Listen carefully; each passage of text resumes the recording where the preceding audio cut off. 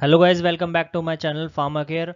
आज हम डिस्कस करने वाले हैं production facilities for the parenteral products कि जो पेरेंटल प्रोडक्ट्स होते हैं वो कैसे मैन्युफैक्चर्ड होते हैं, कौन कौन से एरियाज़ होते हैं जो मैन्युफैक्चरिंग एरिया इंडस्ट्रीज़ होती है या फैक्ट्री होती है उसके अंदर कौन कौन से एरियाज़ होते हैं पेरेंटल प्रोडक्ट्स के अंदर, वो हम पढ़ने वाले हैं। और एक इम्पॉर्टेंट नोटिस है कि जिसको भी जी पैट की बुक लेनी है, लिंक डिस्क्रिप्शन में वहाँ से जाके ले सकते हैं। और बाकी जो प्रीवियस वीडियो है प्रोडक्शन जो पेरेंटल प्रोडक्शन की है, इंट्रो है, उसमें एडवांटेज डिसएडवांटेज और पेरेंटल प्रोडक्ट्स की इंट्रोडक्शन है, वो जाके देख सकते हो, लिंक डिस्क्रिप्शन में है। My name is Anil Sharma and I am a pharmacist bye.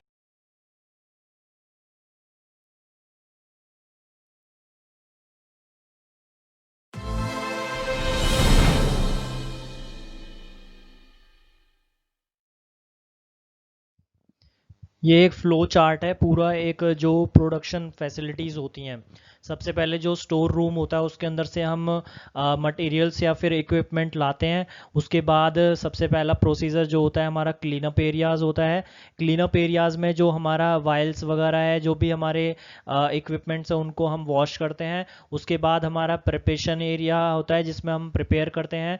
उसके बाद हम स्टेरिलाइजेशन में सेंड कर सकते हैं। स्टेरिलाइज जो कंपाउंड हमारा बनेगा उसको हम स्टेरलाइज करने के लिए स्टेरलाइजेशन एरिया में भेज सकते हैं, या फिर हम डायरेक्ट एसेप्टिक फिलिंग एरियाज में भेज सकते हैं। उसके बाद हम स्टेरलाइजेशन करवा सकते हैं। उसके बाद जो नेक्स्ट एरिया आता है हमारा क्वारंटीन एरिया होता है।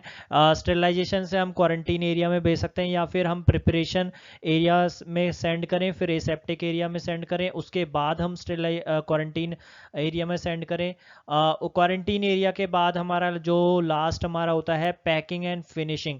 पैकिंग या फिनिशिंग, पैकिंग करते हैं और लेबल वगैरह करते हैं। उसके बाद जो मटेरियल हमारा पैक होता जाता है या फिनिश हो जाता है, उसके बाद हम स्टोर करते हैं, ताकि जब तक हमारा डिस्पोज ना हो रहा है, ट्रांसपोर्टेशन ना हो जाए, उसको स्टोर करना पड़ता है।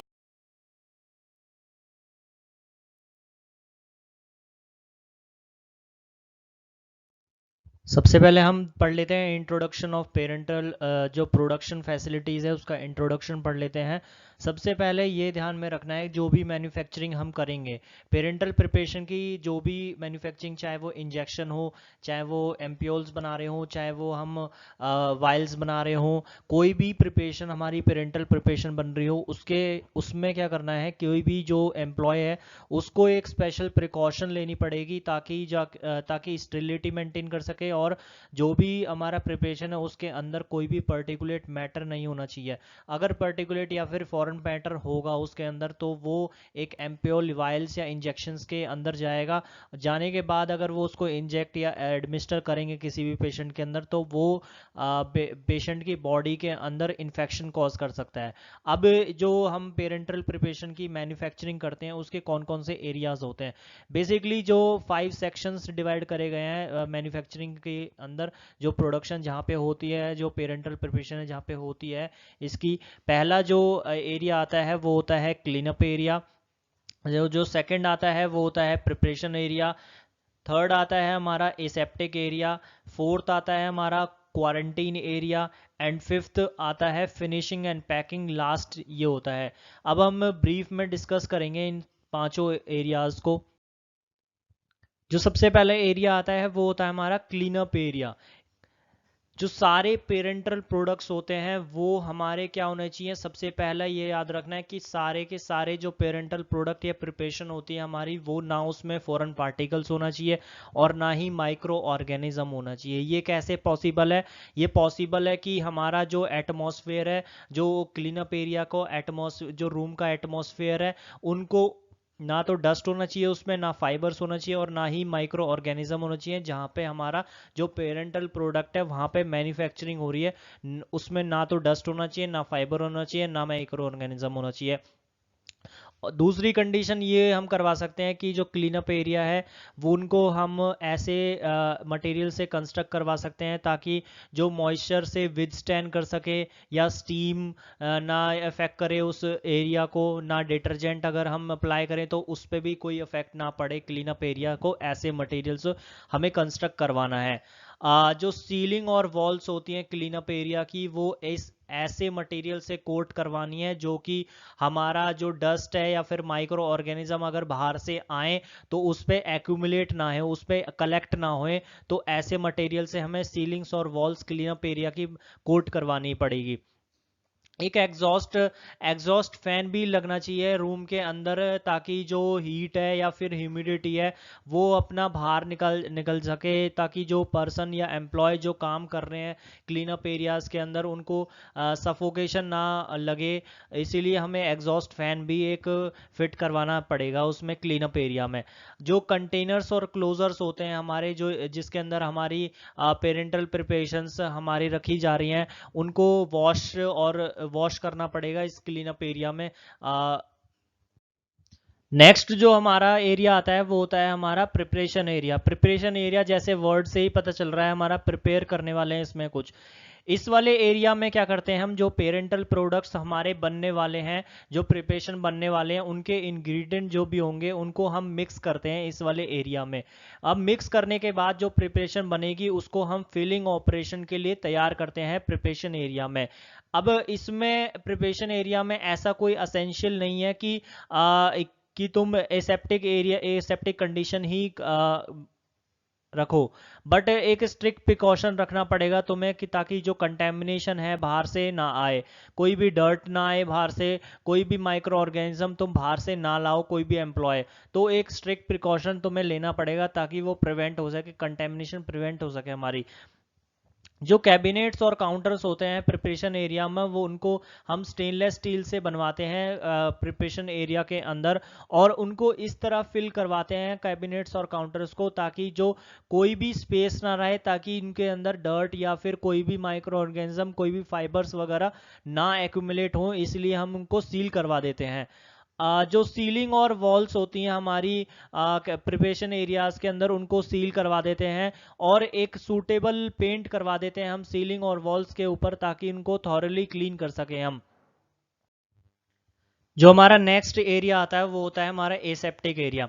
एसेप्टिक एरियाज के अंदर क्या होता है, जैसे कि वर्ड से ही पता चल रहा है कि एसेप्टिक कंडीशन रखनी चाहिए, उसमें स्टेराइल कंडीशन रखनी चाहिए। इसमें हमें स्ट्रिक्ट मेजर्स लेने पड़ेंगे, स्ट्रिक्ट कंट्रोल्स लेने पड़ेंगे ताकि हम कंटेमिनेशन को रोक सकें। अब हम स्ट्रिक्ट मेजर कौन कौन से स्ट्रिक्ट मेजर होने चाहिए, इसमें सबसे पहला तो होना चाहिए कि इसके अंदर एक एयर लॉक सिस्टम होना चाहिए, ताकि जो एंट्री है या एग्जिट है वो एक स्पेसिफिक बंदे की ही होनी चाहिए। दूसरा, इसके अंदर स्टेरिलिटी मेंटेन करने के लिए एक स्पेशल ट्रेंड पर्सन होना चाहिए ताकि वो अपना काम कर सके। कोई ऐसा अनट्रेंड पर्सन नहीं होना चाहिए पेरेंटल प्रिपरेशन के अंदर, ताकि वो कंटेमिनेशन कर देगा अगर वो अनट्रेंड पर्सन होगा तो। और जो हमारे जो पर्सन होते हैं, एम्प्लॉय होते हैं, उनको वो नीट और क्लीन क्लोथ्स पहनने चाहिए उनको। और इनका जो भी एम्प्लॉय पेरेंटल प्रिपरेशन के अंदर काम कर रहे हैं, उनका रेगुलर फिजिकल जो एग्जामिनेशन होता है, कोई डिजीज तो नहीं है या फिर कफ वगैरह तो नहीं है, उनको वो रेगुलर चेकअप होना चाहिए उनका। और अगला इसमें ये होता है कि स्टेरिलिटी मेंटेन करने के लिए कि जो स्टेनलेस जो काउंटर्स होते हैं हमारे या कैबिनेट्स होते हैं, उनको हम अपना स्टेनलेस स्टील से बनवाते हैं और उनको इस तरह सील करवा देते हैं ताकि कोई भी डर्ट पार्टिकल्स एक्यूमुलेट ना हो सके। इससे हम अवॉइड कर सकते हैं प्रिपरेशन, जो पेरेंटल प्रिपरेशन हमारी, उनको कंटेमिनेशन होने से। जो मिक्सिंग और स्टोरेज होती है कंपाउंडेड प्रिपरेशन की, वो एसेप्टिक एरिया से बाहर होती है। और जो कंपाउंडेड पार्ट प्रिपरेशन होती है उसको हम एसेप्टिक एरियाज में ट्रांसफर कर देते हैं पाइपलाइंस के थ्रू। और जो फिलिंग होती है एम्पियोल्स वगैरह में, वो एसेप्टिक एरियाज से बाहर होती है हमारी। नेक्स्ट एरिया आता है हमारा क्वारंटीन एरिया। क्वारंटीन एरियाज के अंदर क्या करते हैं, जब हमारी फिलिंग हो जाती है, जब हमारी सीलिंग हो जाती है प्रोडक्ट की या स्टरलाइजेशन हो जाती है, उसके बाद हमारा जो बैचेस होते हैं पेरेंटल प्रोडक्ट्स के, वो क्वारंटीन एरियाज में रखे जाते हैं। अब जो हमारे बैचेस होंगे पेरेंटल प्रोडक्ट से, उसके अंदर से हम रैंडमली कोई भी सैंपल पिक कर लेंगे। उसके बाद डिफरेंट बैचेस होने चाहिए बट जो पेरेंटल प्रोडक्ट्स होते हैं, उसके बाद एनालिटिक जो लेबोरेटरीज होती है, जो मैन्युफैक्चरिंग एरियाज होते हैं उसके अंदर एनालिटिकल जो लेबोरेटरीज होती है उसके अंदर सेंड करे जाएंगे वो रैंडम सैंपल्स इवेल्युएशन के लिए।